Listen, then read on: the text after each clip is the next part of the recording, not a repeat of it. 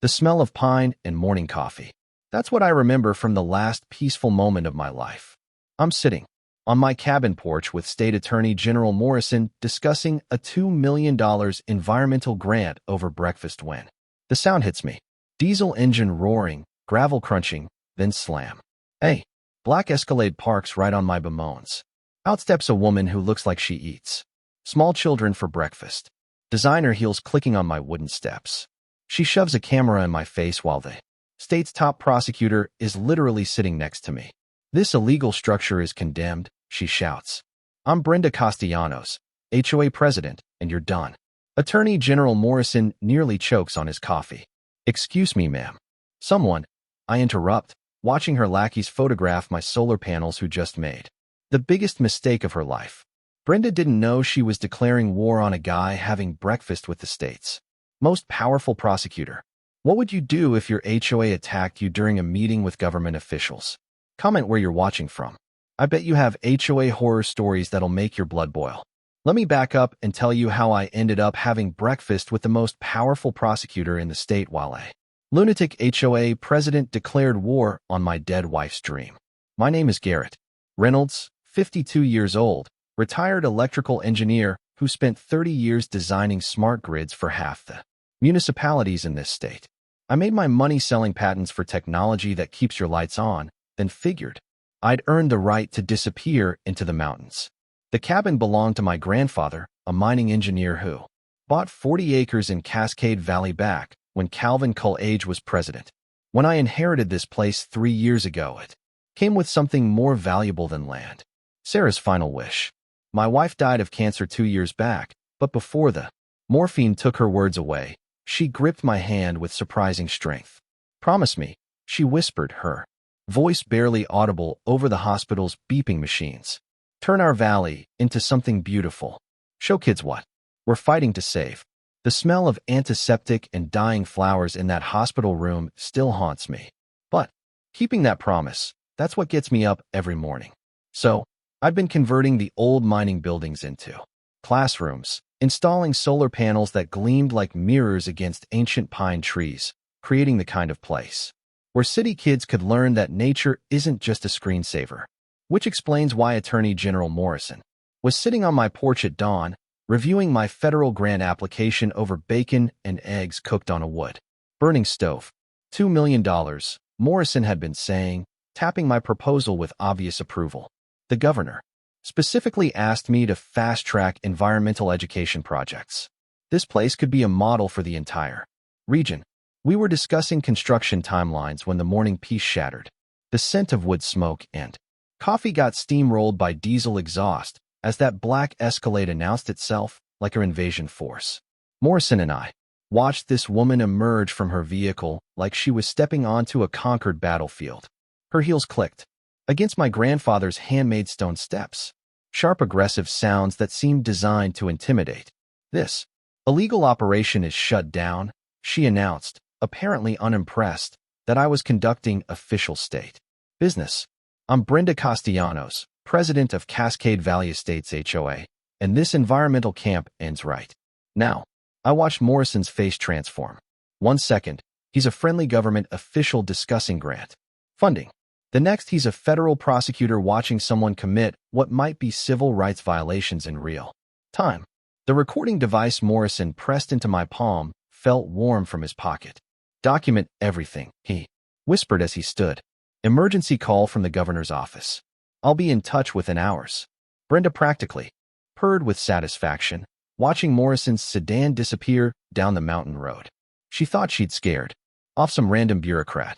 She had no idea she'd just threatened a federal grant recipient in front of the state's chief law enforcement officer. Smart move.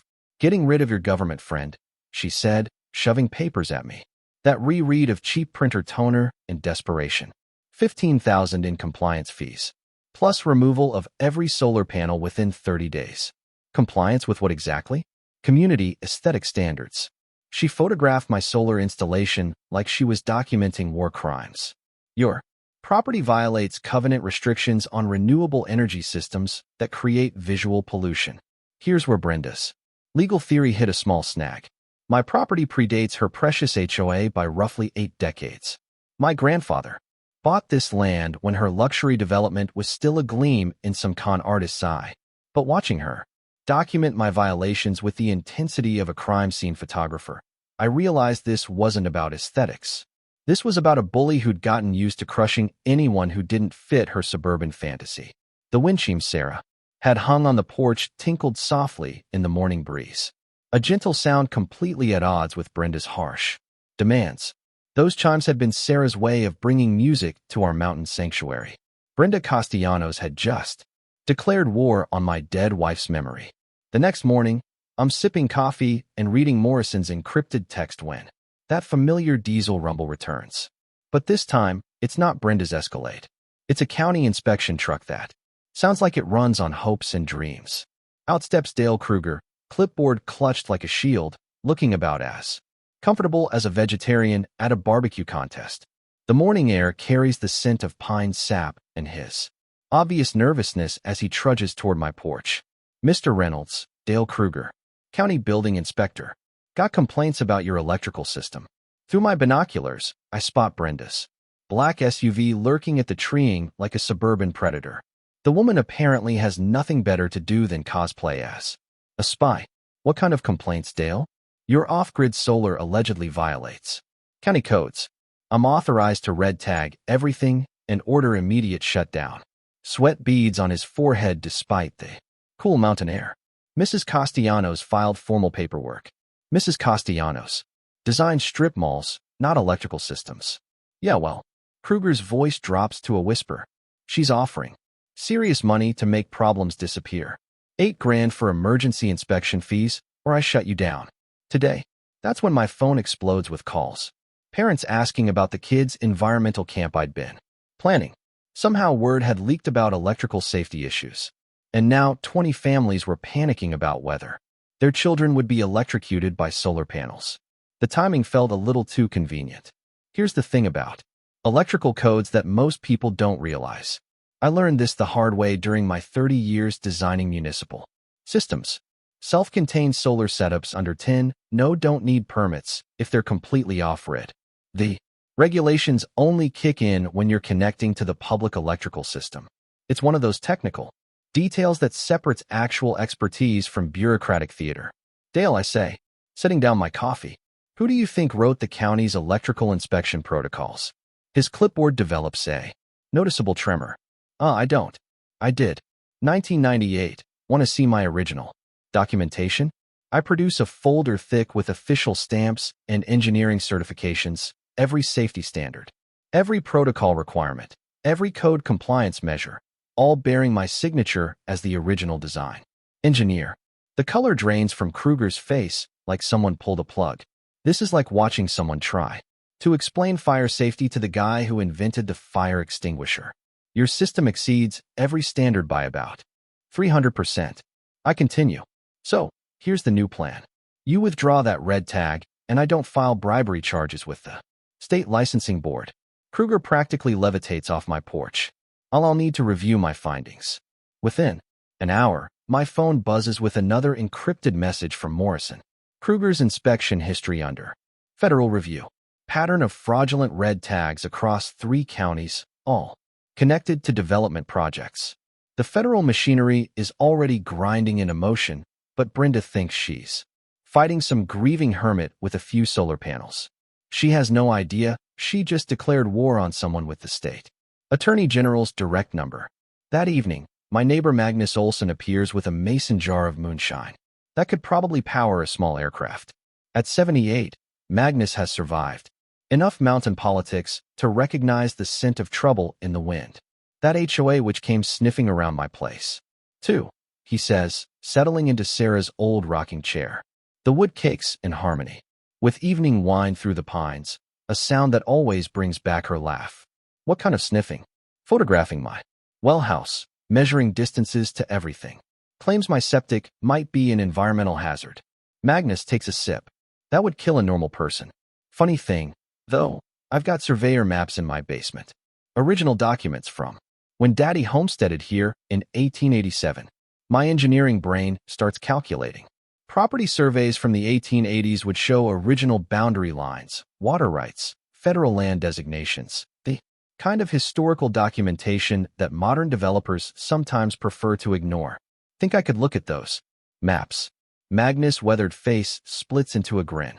Son, I was hoping you'd ask. God, a feeling those old papers might tell us exactly why this HOA lady's so desperate to control our valley. As twilight paints the mountains in gold and purple, I realize Brenda's first attack just handed me 3 gifts. Evidence of corruption, federal backing, and a neighbor with potentially explosive historical documents.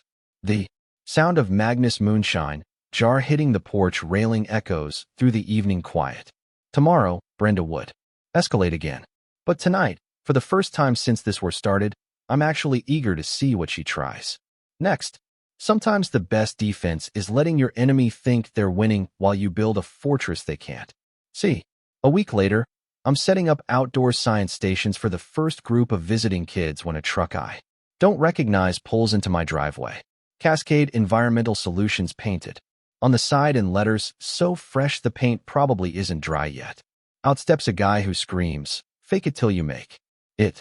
Expensive boots, brand new clipboard, and the kind of overconfidence that comes from never being questioned. Rico Castellanos. Yeah, same last name as our HOA dictator. Keeping the corruption in the family, apparently. Rico Castellanos. Certified environmental consultant. He announces like he's introducing himself at the Oscars. Emergency complaint filed. About groundwater contamination. Need to test your well immediately. The 20 kids I'm teaching about mountain ecosystems suddenly look worried. Their parents trusted me with their children. And now some guy in a hard hat is talking about poison water. What kind of contamination? I ask, watching Rico unpack testing equipment that still has Home Depot price stickers. The dangerous kind that requires immediate evacuation. He's collecting water samples with all the scientific precision of someone making Kool-Aid. My preliminary analysis shows serious contamination levels. Here's something from my engineering days that most people don't know. Real environmental testing requires proper sample handling, certified labs, and documented chain of custody procedures.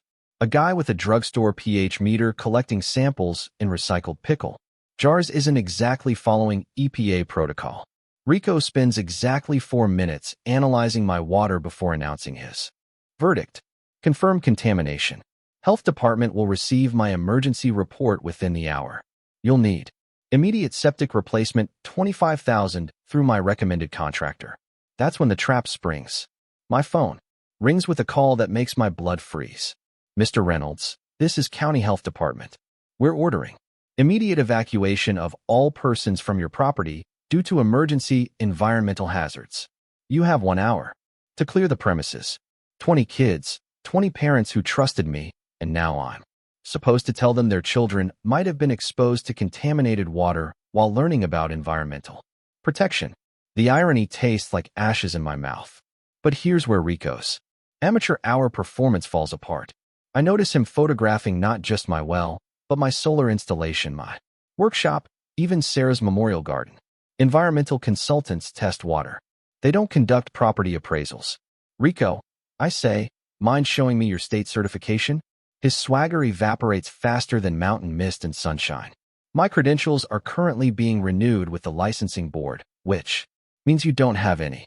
20 minutes later, a federal vehicle arrives that makes Rico's truck look like a toy. EPA. Agent Patricia Hayes steps out with the kind of equipment that costs more than Rico's entire operation and the no-nonsense expression of someone who's dealt with actual environmental disasters. Mr. Reynolds, EPA Regional Office. We received reports about water contamination. She glances at Rico, who's suddenly very interested in his phone screen. Standard protocol requires independent federal verification for evacuation orders. Rico's fake equipment disappears into his truck like evidence at a crime scene. Got other appointments? He mumbles, tearing down the mountain road so fast he leaves rubber on my gravel. Agent Hayes runs proper tests with sealed containers, certified procedures, and actual scientific methodology. The kind where samples go to real laboratories instead of getting eyeballed by someone's cousin with a chemistry set. Results arrive the next day. My meltwater is cleaner than most municipal supplies. But here's the kicker. Rico's contaminated samples actually came from Poison Creek, 2 miles away, near an abandoned mining operation. His environmental expertise apparently didn't include knowing which body of water he was testing. Your boy Rico's got some explaining to do, I tell Brenda when she calls, demanding payment for his emergency consultation. Rico is a certified professional. Rico's certification apparently didn't cover basic geography. He tested the wrong creek. The silence stretches long enough for me to hear her brain recalculating. Then this valley will be developed one way or another. That evening, Morrison calls with news that changes everything. Rico's cooperating with federal investigation. Turns out your HOA president's been running the same contamination scam across 3 counties. Always the same pattern. Fake environmental crisis, forced evacuation, property acquisition. Magnus arrives with his evening moonshine and those historical documents we discussed. The 1887 surveyor maps feel fragile as ancient secrets between my fingers. Look, here, Magnus says, pointing to faded boundary markers. According to these original surveys, that entire HOA development sits on federal land that was illegally transferred in the 1970s. The implications hit like an avalanche. If these maps are accurate, Brenda's luxury development is built on stolen government property. No wonder she's desperate to control the surrounding historic properties. We're witnesses to the original boundaries. The taste of Magnus moonshine burns away the day's stress as stars appear overhead. Brenda's environmental warfare just handed me federal allies and evidence that could destroy her entire empire. Sometimes your enemy's desperation is your greatest weapon.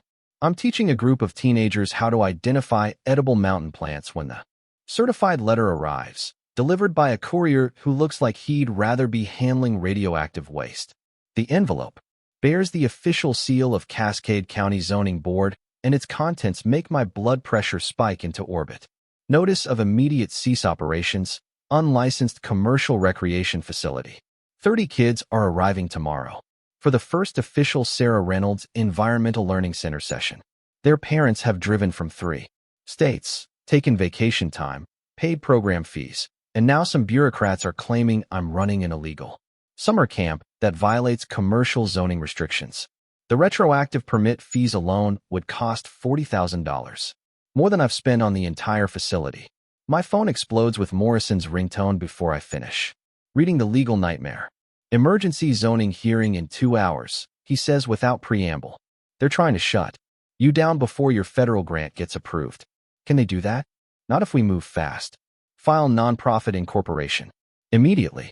But Garrett, this hearing feels like a setup. Someone leaked your federal grant application. The betrayal hits harder than the legal threat. Only 3 people knew about the federal funding timeline. Morrison, myself, and whoever Morrison had discussed it with in confidence. Someone with access to federal grant information had fed details to Brenda's zoning board allies. I spent 90 minutes racing through IRS Form 1023, documenting every lesson plan, every educational objective, every environmental protection goal Sarah and I had dreamed about. The paperwork feels like armor. Bureaucratic protection against bureaucratic attack. The zoning hearing takes place in a conference room that reeks of institutional cleaning supplies and political corruption.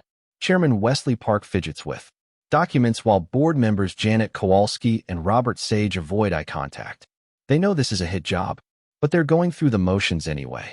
Brenda sits front row center with an evidence folder thick enough to stop bullets, practically purring with anticipated victory. Mr. Reynolds, Park begins reluctantly. You're operating an unlicensed commercial facility in violation of County Ordinance July 2 ND 14. The board has received complaints about unpermitted recreational activities involving minors. What? Complaints? Brenda stands like a prosecutor addressing a jury. 30 children arriving tomorrow for paid camping activities. Clear commercial operation disguised as environmental education.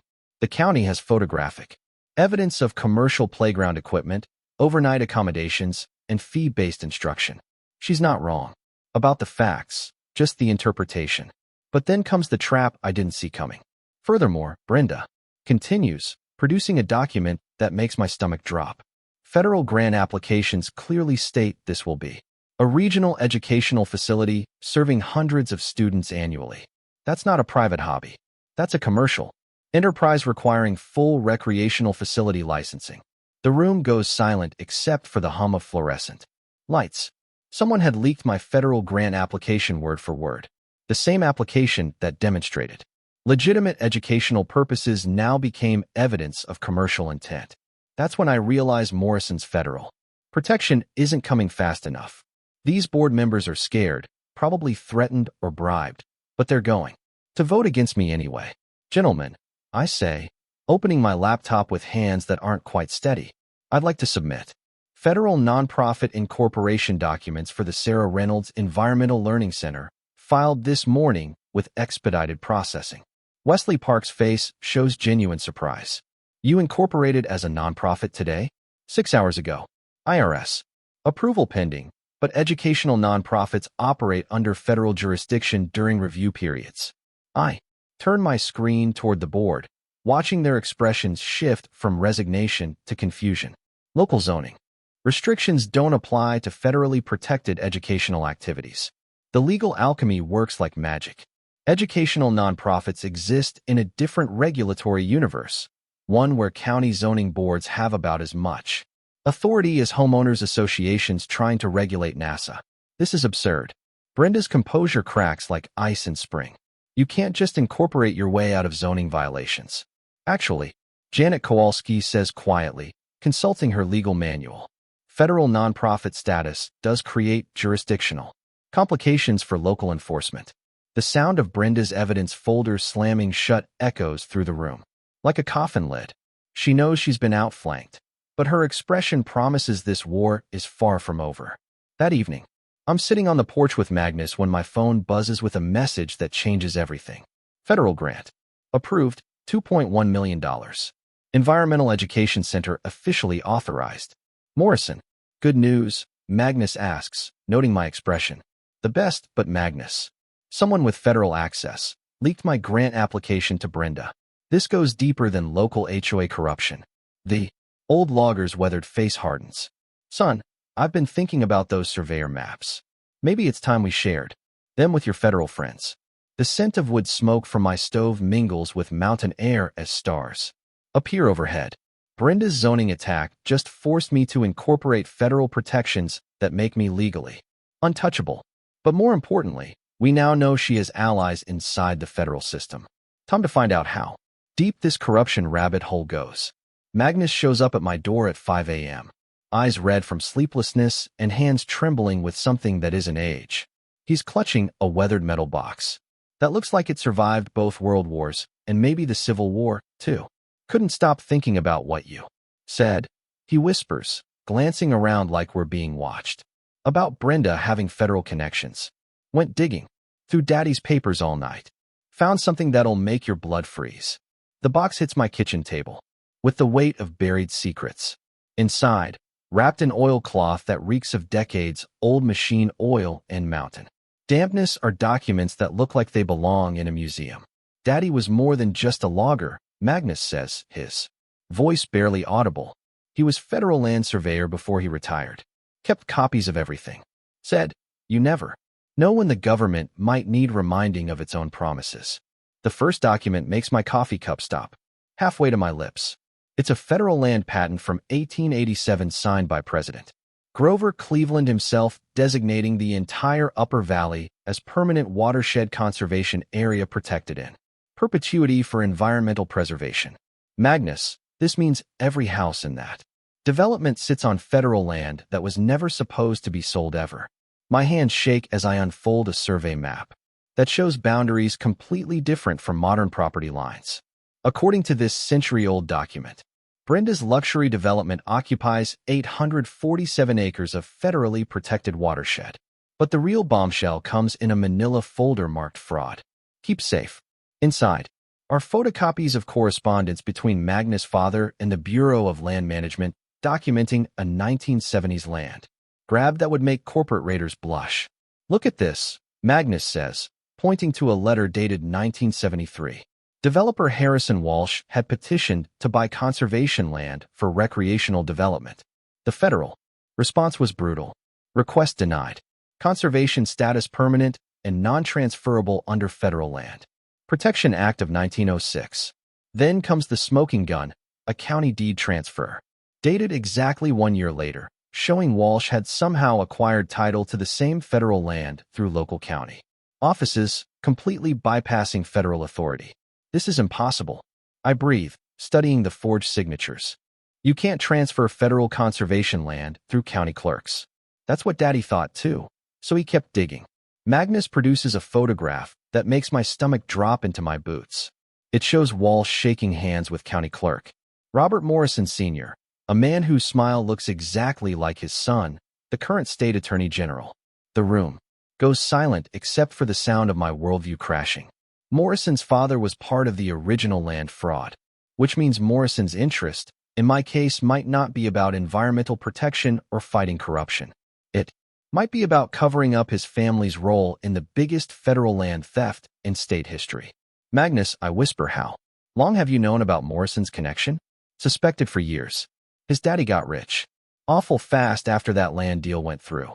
But I needed someone smart enough to connect the dots. The old logger's eyes hold 70 years of watching corruption flourish. Someone the federal government would believe.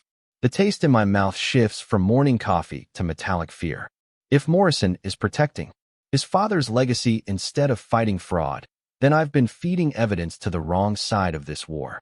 My phone buzzes with Morrison's number, and for the first time since this started, I'm afraid to answer. Don't tell him what we found. Magnus whispers urgently. Not yet. We need to figure out who we can really trust before this gets any deeper. The morning sun streaming through my kitchen window feels cold as winter. Shadows.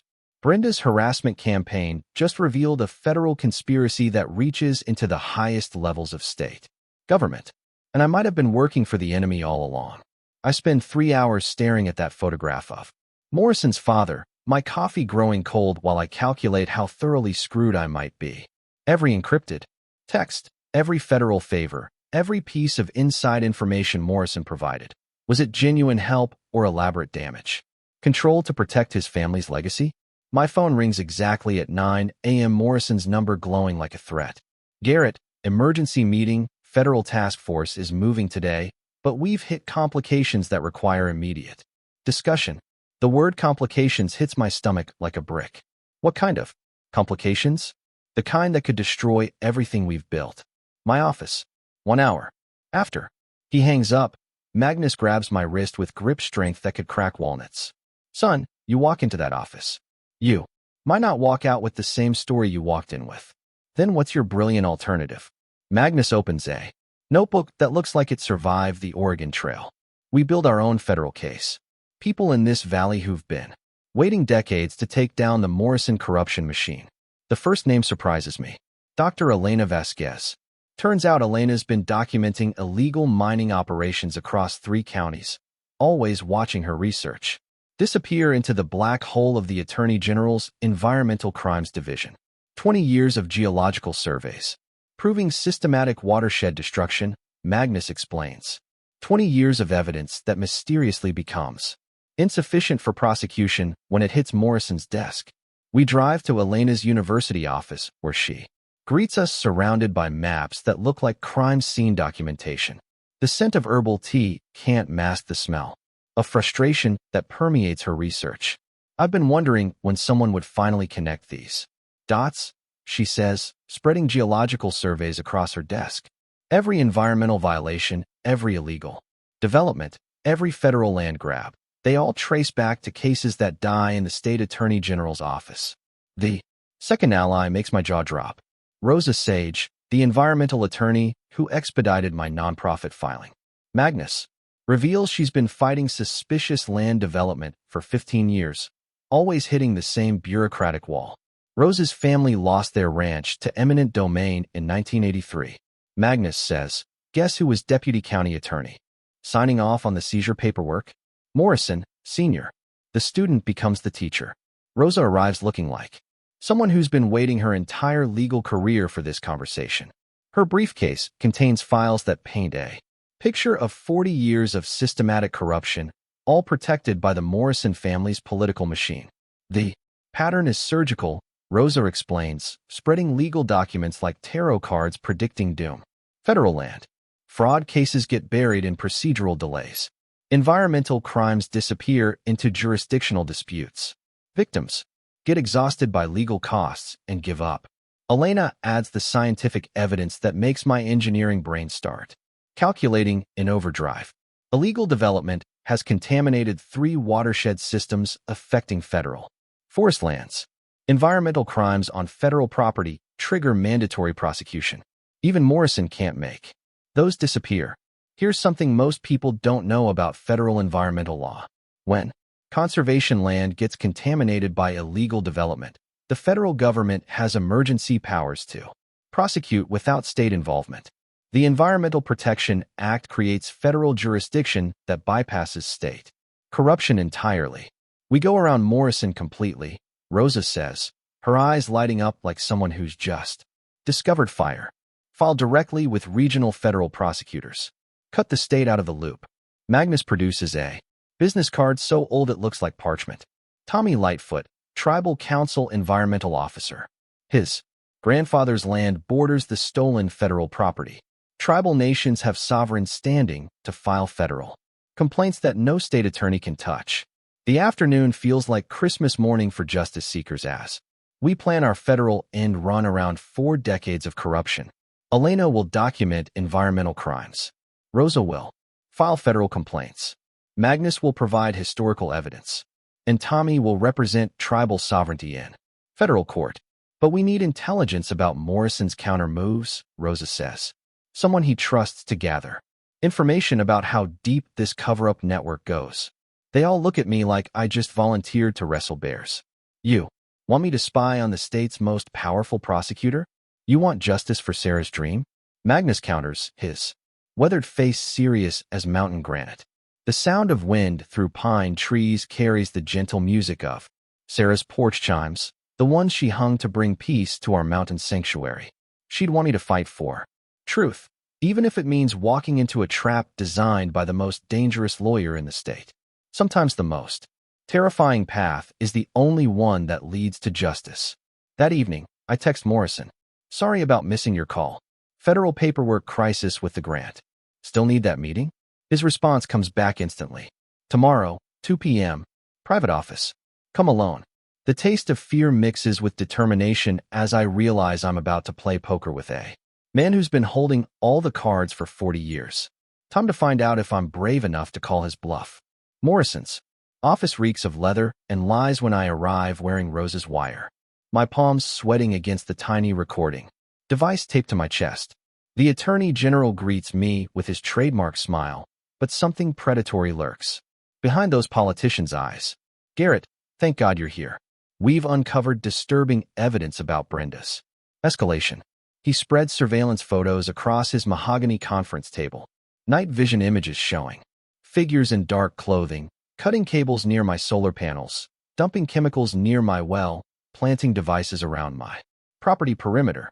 Professional sabotage team, Morrison explains, his voice carrying concern that feels rehearsed.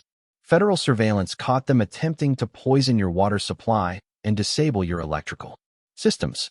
But here's what makes my blood freeze. These photos are too perfect, too detailed, too professionally composed. The timestamps show weeks of surveillance I never authorized using equipment I never knew existed. Morrison, I say carefully, how long have federal agents been watching my property without telling me? His pause stretches. Exactly 3 seconds too long. Protective surveillance started after the first harassment incidents. That's when the real trap reveals itself. Morrison slides another photo across the table. Magnus carrying his document box from my cabin. Rosa visiting with legal files. Elena photographing geological evidence around my property. Unfortunately, Morrison continues. Our surveillance also captured your unauthorized meetings with individuals who may be compromising the federal investigation. The son of a has been documenting our alliance, building a case that we're interfering with federal law enforcement. Every meeting, every shared document, every piece of evidence we've gathered, all recorded by Morrison's surveillance team. My phone explodes with an emergency call that makes my heart stop beating. Garrett. Elena's voice cracks with panic. Magnus collapsed at home. Ambulance took him to Valley General. His oxygen machine failed during a power outage that only affected his house.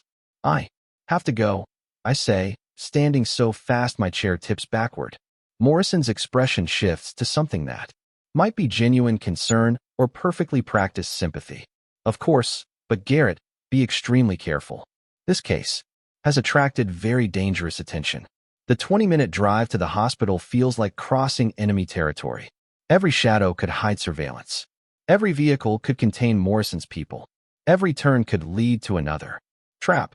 Magnus looks like he's been fighting a war and losing when I find him in the ICU connected to machines that beep like electronic death watches.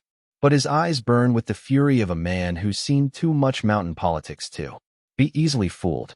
Wasn't no power outage, he whispers when I lean close enough to smell the hospital antiseptic. Heard vehicles around midnight.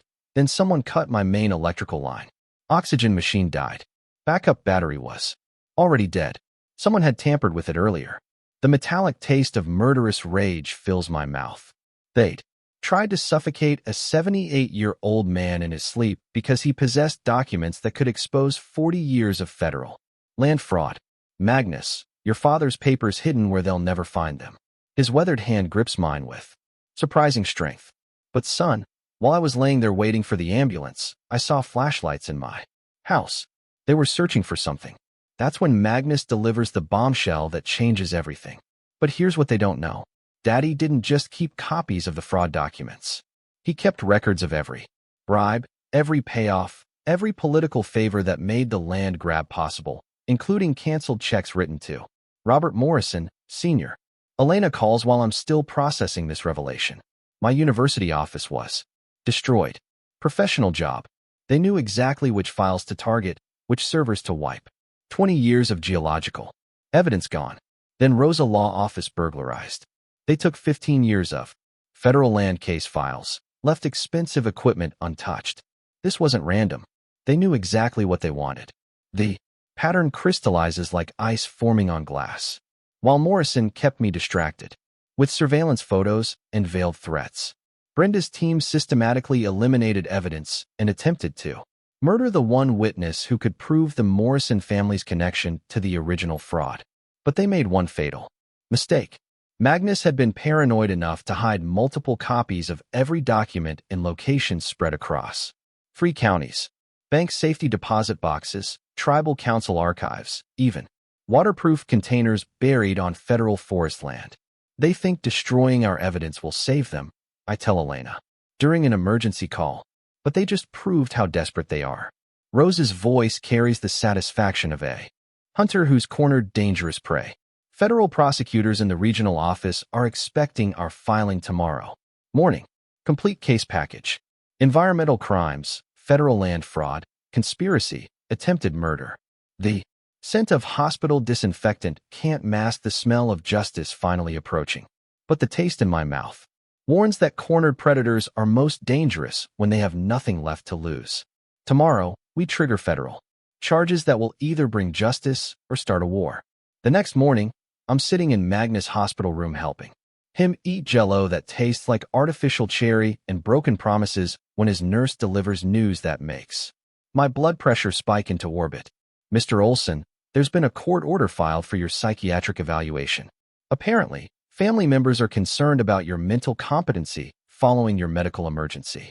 Magnus nearly chokes on his gel. What family members? I don't have any family. The nurse looks uncomfortable as she hands over legal documents that reek of expensive legal paper in desperation. A Mrs. Brenda Castellanos has petitioned the court, claiming she's acting on behalf of concerned community members who believe you're suffering from dementia-related paranoia. The sheer audacity takes my breath away. Brenda is trying to have Magnus declared mentally incompetent so his testimony about the historical documents becomes legally worthless. A man who can't testify can't expose federal land fraud. When's the hearing? I ask, scanning the legal gibberish.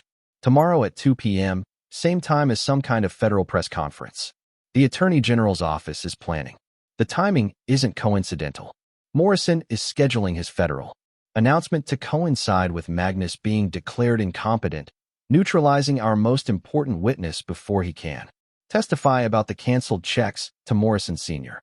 That afternoon, Rosa calls with news that makes the day even darker. Federal prosecutors in the regional office postponed our meeting indefinitely. They claim new evidence has emerged that requires review by the state attorney general's office first. What new evidence? They won't say, but someone with serious federal connections convinced them that our case needs state-level review before federal action. Morrison's corruption network reaches deeper into the federal system than we realized. He's using his position as state attorney general to block federal prosecutors from even reviewing our evidence. Elena arrives at the hospital that evening with geological surveys hidden in a guitar case, looking like she's been living on caffeine and determination. University administration placed me on administrative leave, pending investigation of unauthorized research activities. What unauthorized research? Documenting environmental crimes on federal land without proper permits. She laughs bitterly. 40 years of illegal development, and they're investigating me for studying it without permission. That's when Dr. Franklin Pierce arrives with clipboard and condescending smile, introducing himself as the court-appointed psychiatrist who will evaluate Magnus' mental competency. The man looks like he learned psychology from watching soap operas. Mr. Olson, Pierce says in the tone people use with confused children, I understand you've been making some concerning claims about federal land fraud and government conspiracies. Magnus' weathered face hardens into granite. Son, I've been documenting government corruption since before you learn to tie your shoes. Yes, well, paranoid delusions often involve elaborate conspiracy theories that seem very real to the patient. Pierce makes notes like he's diagnosing terminal stupidity. Tell me about these supposed federal documents you claim to possess. Here's something most people don't know about involuntary psychiatric commitment. If a court-appointed evaluator declares you mentally incompetent, your testimony becomes inadmissible in any legal proceedings. It's the perfect way to silence witnesses without technically breaking any laws. Dr. Pierce, I interrupt. What are your qualifications for evaluating federal land fraud cases? His smile falters slightly. I evaluate mental competency, not land disputes. So, you're not qualified to determine whether federal documents are authentic or not. That's not relevant to my assessment. That's when Rosa appears in the doorway with two federal marshals and legal documents that make Pierce's face go white as hospital sheets. Dr. Pierce, you're served with federal subpoenas requiring testimony about your financial relationship with Cascade Valley Estates HOA. Pierce's clipboard hits the floor with a clatter that echoes through the hospital corridor. I don't have any financial relationship with any HOA. Bank records show 5 payments of $10,000 each over the past 6 months. Rosa continues, her voice carrying the satisfaction of a prosecutor delivering a kill shot. All from accounts controlled by Brenda Castellanos. The federal marshals escort Pierce away while he protests his innocence to anyone who will listen. Another piece of Brenda's corruption network exposed and neutralized. But the real victory comes when Tommy Lightwood arrives with news that changes the entire game. Tribal Council filed federal complaints directly with the Department of Justice. Sovereign nation status bypasses all state-level interference. Rose's eyes light up with the glow of legal vindication. DOJ has jurisdiction over federal land crimes regardless of state attorney general objections. Morrison can't block this.